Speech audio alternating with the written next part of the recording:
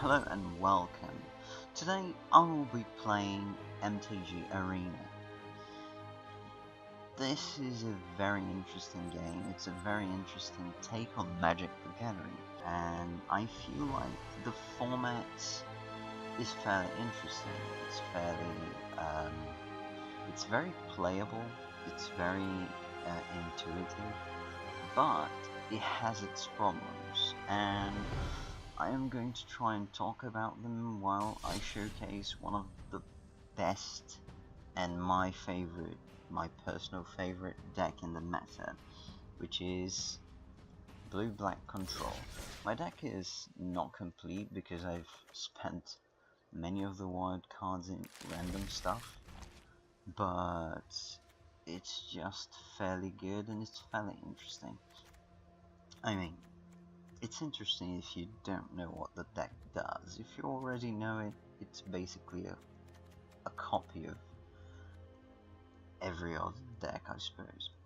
Now, basically, blue-black, you just have to play the best one-for-one cards, and then you use the Scarab God to pull ahead. Since I don't have 4 Scarab Gods, I have other things that can help me pull ahead, like Pull from Tomorrow, Arch of Araska. This is useful even if you have the Scarab God. Having one of those, too many, it's problematic for your mana base. Liliana, it's just, I quite like her. She's a very powerful finisher for when you don't have the Scarab God, and she can get around Ixalan's Binding sometimes if you already have a Scarab God on the graveyard. If you don't, sometimes you can put them in the graveyard with Pull from Tomorrow, which is a very interesting play because she can get things back from the graveyard. So I think she's somewhat synergistic with the deck, even if for some reason you can't cast the Scarab God. Vraska's Contempt is just great removal. It's graced against other Scarab Gods. Ravenous Chupacabra, it's not great. It's sorcery speed, but it does its job. Hieroglyphic Eliminations, just your random, how should I say, inspiration effect. It's very useful. This deck has a bit of a problem with tokens. If you don't counter everything they put out, they get ahead fairly quickly. So Golden Demise is here to help us offset this slight problem. Tokens, vampires, many decks that make loads of small creatures, and this can be a great blowout. Well, Doomfall is a placeholder for the other Vraska's Contempts, but it also has some interesting uses. Like, if you can control the board against dinosaurs, Doomfall is a way to answer the big uncounterable hexproof dino. I don't remember the name right, but that is one of the best cards against control. And Doomfall, if you can control their board, like make them kill every other creature, Doomfall is a removal that gets rid of that. So it's basically one of the few ways in black that you can get rid of that. There is also some other things you can do, like Bonta's Reckoning. I just don't have many rare wild cards, and I don't quite like the card. It's too much of a tempo disadvantage to do that, and maybe in a top decking situation it's fine, but it's never great. Skipping a turn is never great.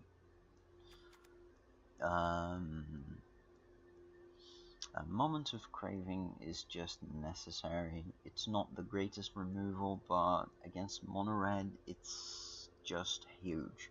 Helps you to stabilize, helps you to well, get back into the game, basically. Because you get some life back and gets rid of something.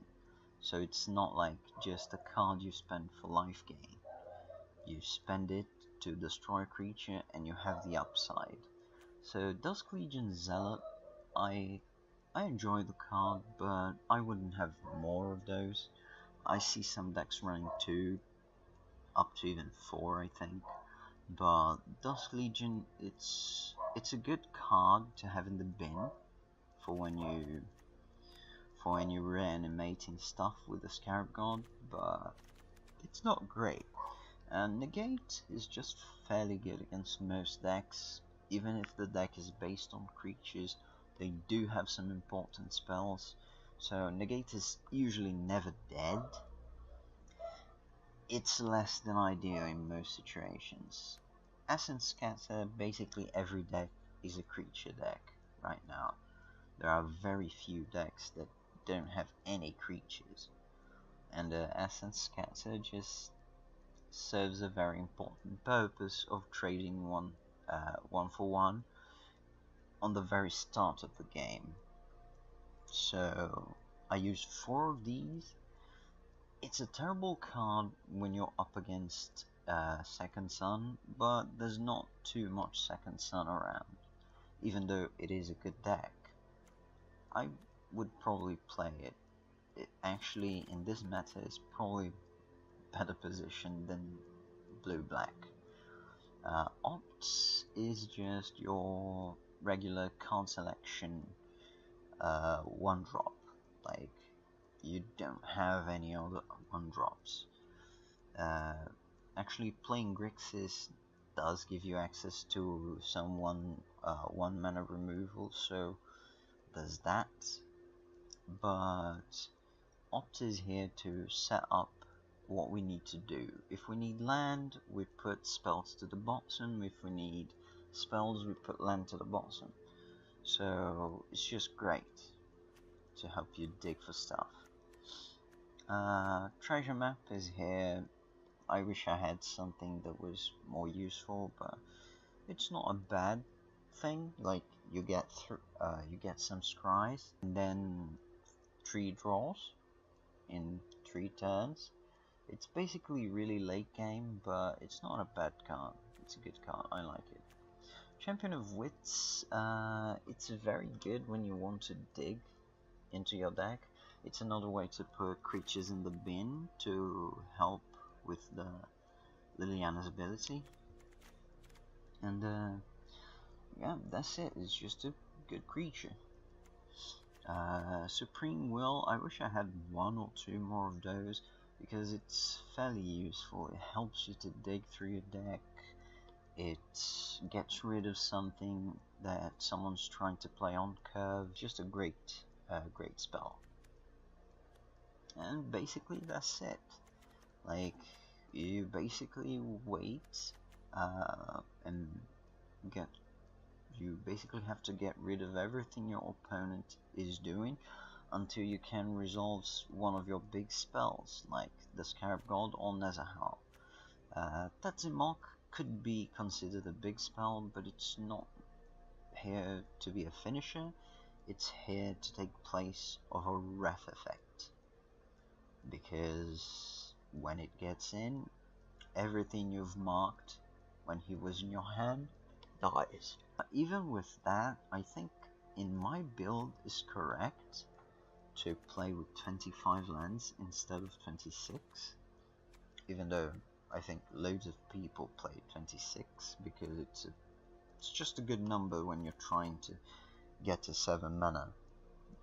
But the actual problem is that I've been flooding a lot, and I'm kind of result based like that, and so I took a land out. Basically, I took a swamp out. But in general, the deck has been performing better now that there's 1 land less. But enough talk. This is just me showcasing how badly I can play Control. Okay, this is kind of nice, because if I don't get the land drops on time, I can use the hieroglyphic. I don't like to do it, but sometimes it's necessary.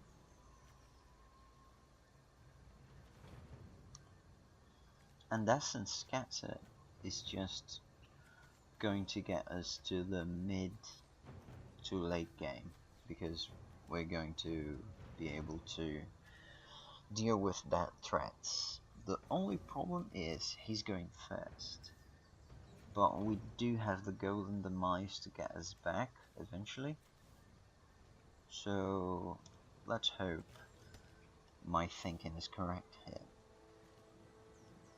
Yeah, this just seems like a great hand. If there were fatal pushes in the field, this deck would be extremely powerful. Like, right now, there's no way in my deck. Oh, so he's Control, I think. Maybe he's some sort of mid-range, or God Pharaoh's Gift, sorry.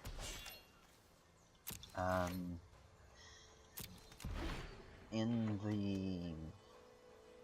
the regular standard matter, I guess he's Embalm, some sort of mid-range maybe? Oh. Okay. I guess... I mean, I knew that I was a bit behind on tempo since he started the game, but eventually we're going to get into hieroglyphic range, and then the land drops will be rolling. The good thing is we're probably going to deal with this fairly easily. Just draw into one of our targeted removal. We take here, we're at a healthy life total. He doesn't have much pressure. Okay, this is nice. Like, we got into hieroglyphic elimination territory right now. Next turn, we're going to be fine. I don't think there's any flash threats in this field that we should be worried about. Since he also doesn't have white, we don't have to be as worried of him playing Excellence Binding or Cast Out on our God when we do get it. But yeah, basically we're going to have to be a bit patient here. My turn. I don't think I play the treasure map here because there's a... maybe I do, but there's a reasonable chance that he has a counter in hand, a Supreme Will, but maybe we do play it just in case that he doesn't have the Supreme Will and only has, maybe he only has cancels in hand, or he's not playing too many counters. Okay, he has negate. That is fine. I mean, we've lost a pretty important card here, but that does set up for a later pull from tomorrow, which has the chance of being extremely backbreaking.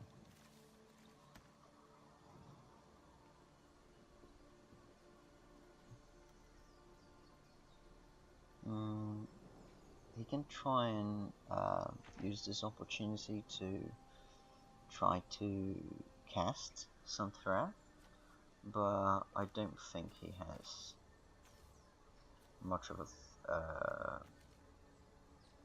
we're basically able to deal with most of the things he probably wants to do. Maybe he wants to do something really weird, but mostly every deck needs to have creatures in this meta. Okay, he's got his land drop. And turn right.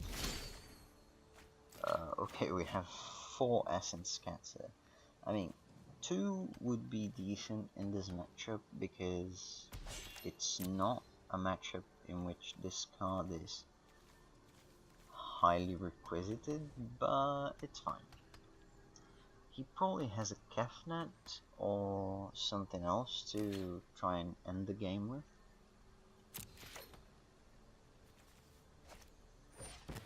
So eventually Essence Scatters will be good when he taps out to play one of his more important spells, creature spells. But he might be playing like some sort of Planeswalker deck. Okay, so he's kind of a tempo deck.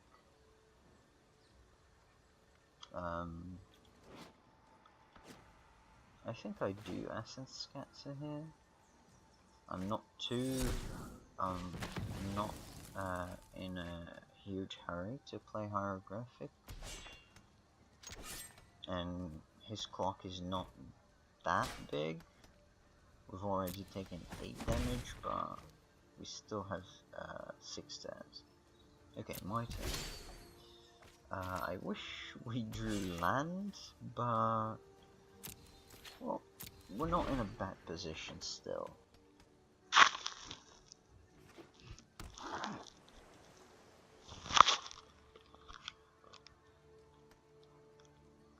Okay, so he's starting to... Okay, I don't want this in, because this is... this just means that he has a powerful evasive threat on the board, and if we do get a Scarab God, that might be useful for us in the future.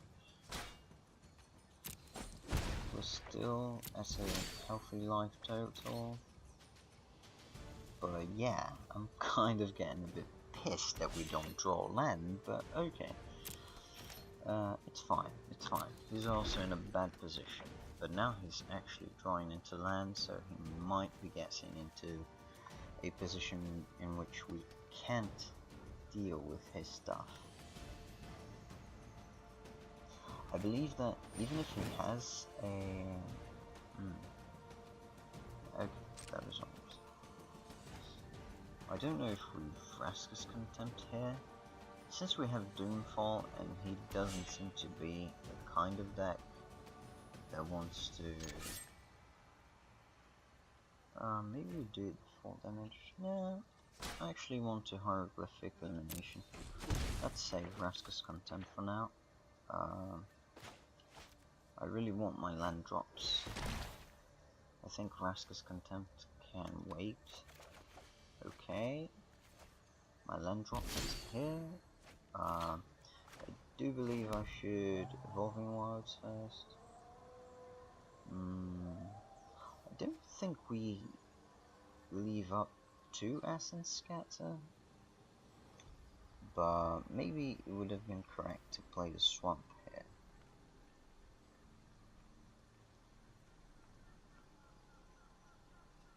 So I have to discard 1 card.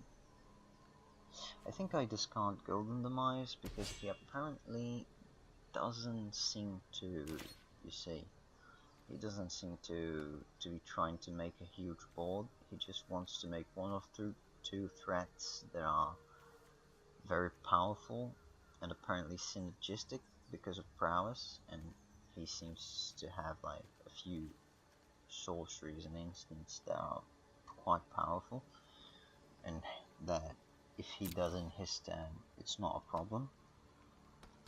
So I think discarding the Golden Demise is not an issue here. I might be wrong, but I don't think so. We're going to go to 6 next turn, but I don't really mind. Let's end the turn. he doesn't have anything to do, we just kill him the mice. Oh, okay.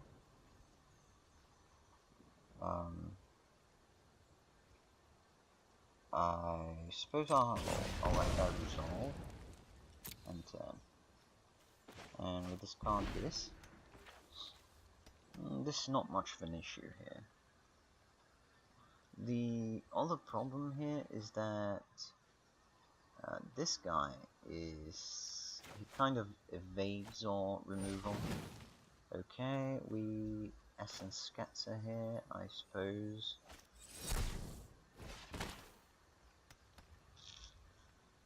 But really, we're in a bad spot here. Okay, the negate resolves, and now we Essence Scatter his creature again.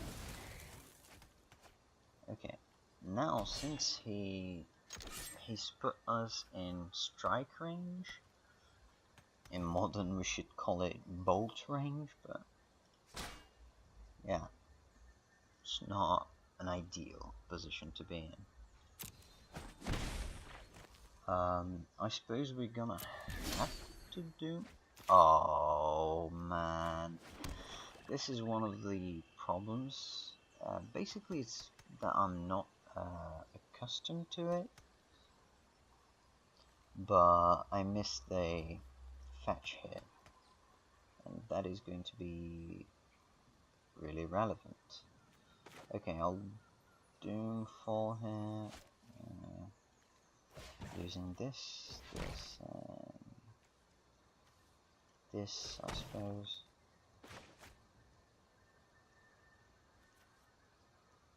I don't think he has lethal in hand. I don't know if he would have tried to protect. And yeah, that's a lot. Doesn't do much for us here. We need some life gain.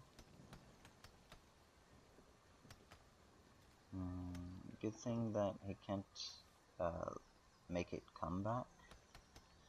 But he might have like a...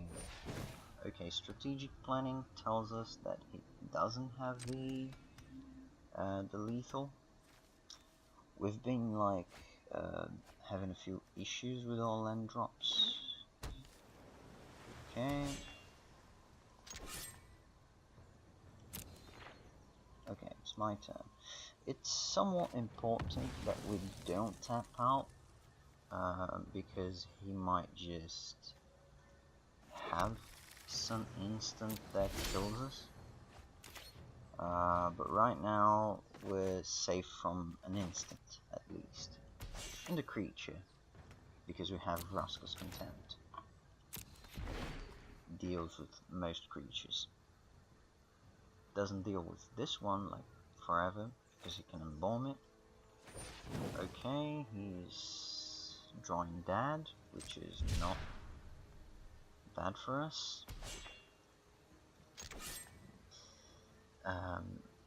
Maybe I pull from tomorrow just to trade Tatsamok for something. This will be very bad pull from tomorrow, but I think we don't have too much of an issue. Maybe we'll just opt. Yeah.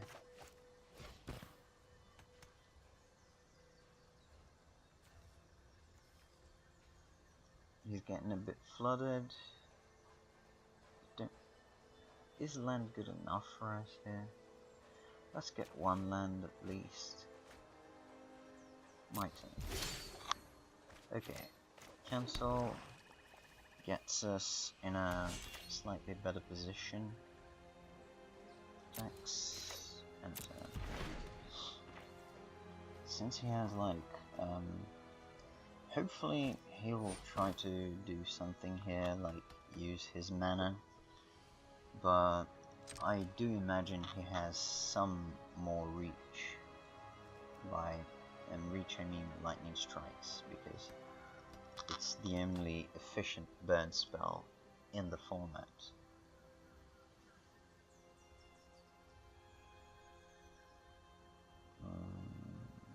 I might pull here.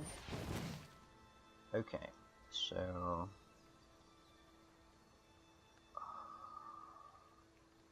right now I do let it resolve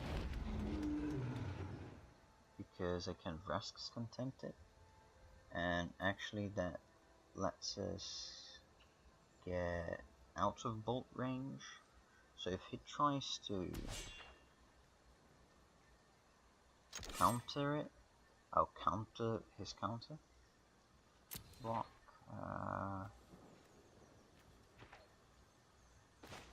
Okay, this is terrible. Stop tapping my blue mana, please. He doesn't have enough mana to protect it twice, so I guess we're fine here. And if he protects it, it's great because we just, yeah, we got out of, oh, that's actually a neat pickup,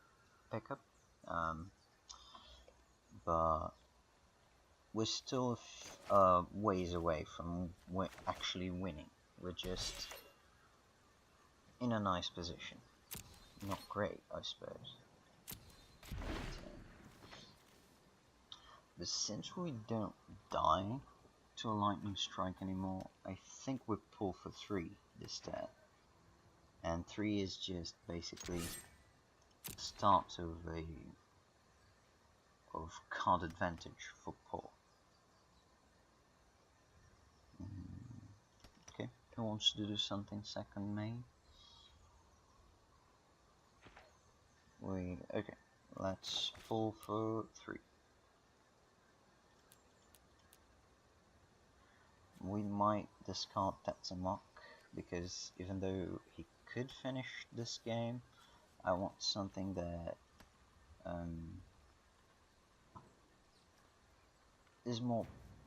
is a better guarantee to finish the game with card advantage.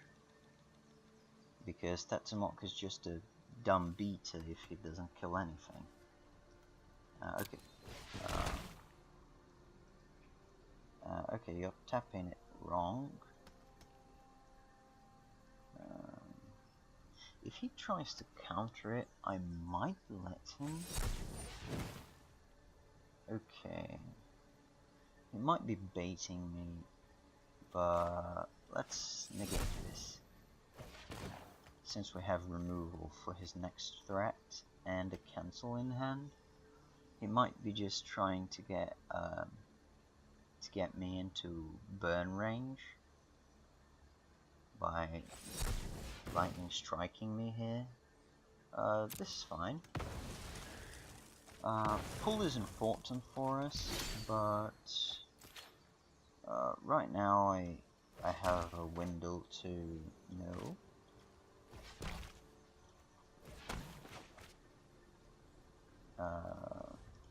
Show me what you've got. If you've got just land, okay, puncturing blow, abrade. So these are not too powerful. But since I've spent a lot of mana, okay, there's a hole. This is what I'm talking about. If he wants to kill it, he has to give me 2 cards. If he drew 1 strike and he's going to like kill me with the other one, I guess he just drew perfectly. But in any case, what? Why would he do that? Okay, you were brave. Maybe he's just trying to make his cryptic serpents cheaper? But I guess they were already as cheap as can be. It's a bit strange. Combat, attacks, enter. This is slightly strange. Maybe he thought this is an instant? By mistake? Yeah, one of those was land. So we're pretty fine here. Tetemok would just die in this situation. So I suppose we're fine here. Combat attacks. I think we all attack. I don't think he has many hasty threats. Maybe he has a Hazarak, but we have 2 answers for that.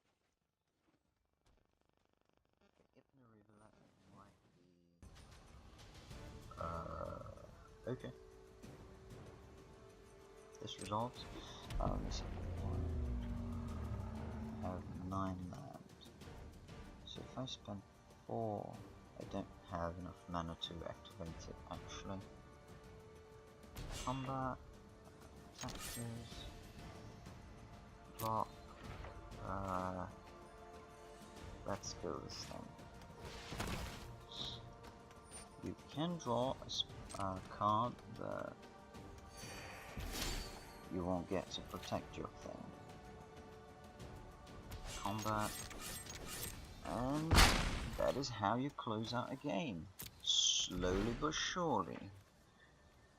This is not too necessary right now, but oh, sorry lad. Yeah. We were just out of his range then. I think we played it extremely correctly there. I remembered most things, and since I could showcase the deck, let me just talk about a bit of the economy of the game, which I quite enjoy, but I do think that even though the principle is fine, like every card you get is just random, like you get every win. I think there's a cap, I think it's 30 wins. After that you don't get any more common card bonuses. Actually, it doesn't necessarily have to be a common. Some are guaranteed to be rares, which I think are in like the 4th and something like the 24th position if you win 24 games.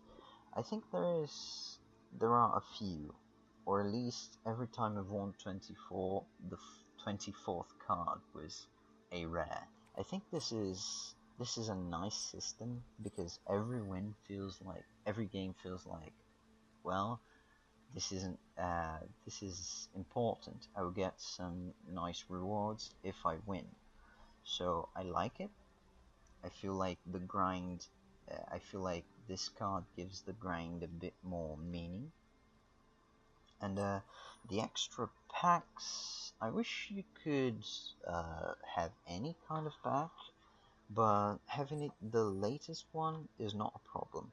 I feel like, yeah, it's fine. It's not too much of a problem. They want to showcase the last collection, and by having the reward for the first 15 wins every week be a pack of the last collection, it's fine. It's a nice strategy. I can admire the strategy, but I do feel that the gold price of the packs is a bit too steep. I feel that they would be better enjoyed at 600, maybe 800 gold, because then every 2 days you can get 1 pack, and then I think the economy for free-to-play players would be slightly better, but 1,000 is not too steep. Maybe it is. I don't quite like the price at 1,000, but in general I like the wildcard system because it's unique and it sets this game apart. The biggest rival for this game will of course be Hearthstone, and the dusting system just feels really bad. Like, you know that every pack has no content for you. Like, you expect it to be like, I open a pack just to get 40 dust, which is basically their economy. Every pack is 40 dust, so I spent 2 to 3 days doing quests to get 40 dust, to get a common. So, and in this game, the economy is already much better, in my opinion. I mean, you can get lucky in Hearthstone, but in here is you can get extremely lucky, but even if you don't, you're already getting something nice. The cards that you get that basically you can't craft cards, you can't like get the cards you're not using and make them useful, and I can see that that might have a bad might leave a bad feeling, like, oh, I have loads of junk that has no use to the meta. And yeah, as I said, this might leave a bad feeling, but in general, I think uh, the reward system based on the wins is really nice, and the gold you get every day, it's fairly good also.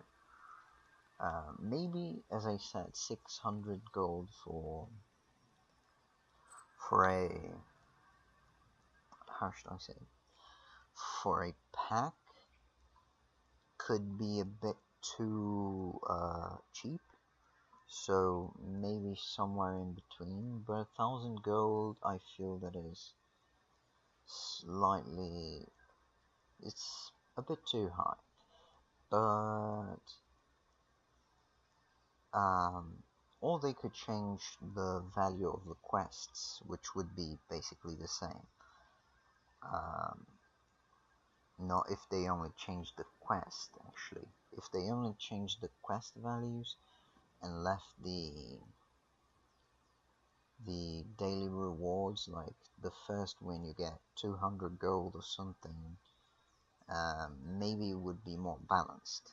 But I do feel that the gold balance in this game is slightly too, it's a bit strange, let's just say. The packs, I think it's fine. I think 3 packs per week is fine.